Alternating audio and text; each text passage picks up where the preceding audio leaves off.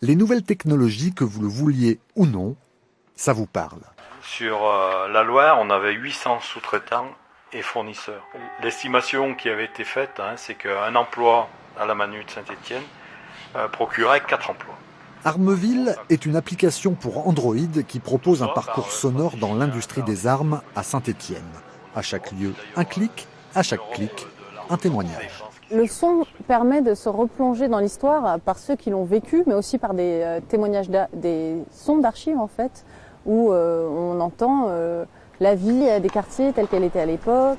C'est un musée en quelque sorte numérique ? Oui, un musée numérique, mais en même temps qui reste contemporain, parce qu'en fait, on peut toujours... il n'est pas uniquement tourné vers le passé, c'est-à-dire qu'on peut encore entendre des gens qui sont en activité.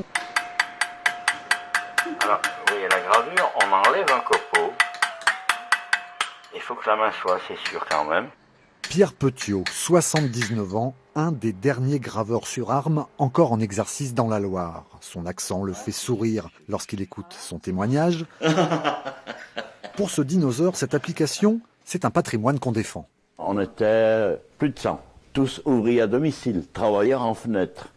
C'est-à-dire qu'on était comme les passementiers, on est déclaré avec des fiches de salaire, mais au lieu d'avoir un employeur, moi j'en ai eu jusqu'à 12 employeurs. Dans l'arme, il faudra que ça perpétue. Et pour cela, heureusement, les androïdes ont eux aussi de la mémoire. Pour lancer l'application jusqu'à dimanche au musée d'art et d'industrie de Saint-Étienne, des tablettes seront mises à disposition du public.